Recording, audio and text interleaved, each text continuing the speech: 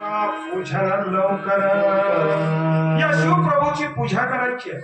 आता शिवप्रभूच्या पूजाला लागते तरी काय हो?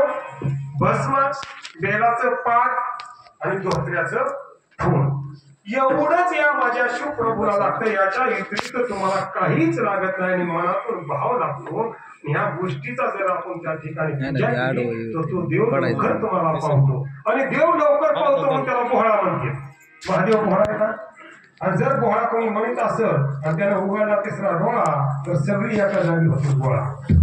म्हणून त्याला पोहळा कोणी म्हणायचं नाही, कारण तो लवकर पावणार आहे. जसं लेकरू आपल्या लढायला लागल्यानंतर आई बापाला बघून तुम्हाला लवकर त्याची इच्छा पूर्ण केली जाते, तसं या शिवप्रभूला सुद्धा तो देवाचा देव महादेव आहे, सगळ्याचा बाप आहे आणि ह्या लेकराला रडून देऊ वाटत नाही म्हणून तो सगळ्याची इच्छा लवकरात लवकर पूर्ण करतो. आणि त्या शिवप्रभूपाशी बसायचं, बेल व्हायचा आणि हात जोडून त्याला सुखात ठेवायचं नाही. त्याला एकच मागणं मागायचं, हे देवा, हे महादेवा, हे जीवन मी जगत असताना माझ्यावर अनेक संकट येणार आहे आणि प्रत्येक संकटाला कोणी मदत करेल असं सांगता येत नाही. एखाद्या वेळेस मदत होईल, दुसऱ्या वेळेस मदत होईल, पण प्रत्येक गोष्टीला मला कोणी मदत करेल हे सांगता येत नाही.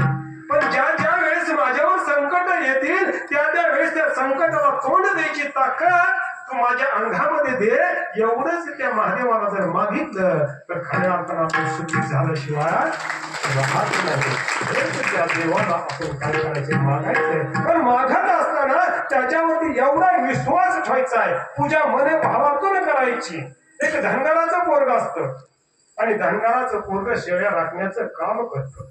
दररोज रानामध्ये जायचं, शेळ्या राखायच्या, संध्याकाळी घरी यायचं. एक दिवस त्याचं नशीब उदयाला आलं. त्या ठिकाणाहून श्री शैलमला काही शिवभक्त हर हर महादेव म्हणत चालले होते.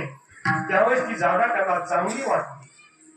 या ठिकाणी पाण्याची सोय, सावली आहे, आपण दुपारची पूजा इथं करू म्हणले. आणि ते सगळे शिवभक्त त्या ठिकाणी पूजाला बसले आणि त्याला विचारले की बाळा थोडं दूध देशील का? त्यानं आपल्या मेंढ्याचं शेळ्याचं दूध काढलं आणि त्या अभिषेकासाठी दिलं आणि दिल्यानंतर त्यानं ती पूजा पाहिली. हातावर लिंग घेतला, त्याच्यावरती पाला व्हायला. त्याला बेल म्हणतात का काय माहित नव्हतं. त्याला पाला वाटला, पाला व्हायला, दूध टाकलं. त्या शिवभक्तांनी पूजा केली आणि पूजा करून पुढे जायला निघाले. त्यावेळेस त्याने विचार केला की म्हणजे मी तुम्हाला एक शब्द विचारू का? प्रश्न म्हणजे विचारा. तुम्ही आता हातावर घेऊन काय केलं? त्यावेळेस सांगितलं की महादेव आहे आणि हा लिंग आहे, या लिंगाची आम्ही पूजा केली. यानं काय होतं म्हणले, यानं सर्व सुख सुविधा आपल्याला उपलब्ध होतात, सुखाची प्राप्ती होती. हा लिंग मला मिळेल का? त्यावेळेस त्यामध्ये एक खल होता.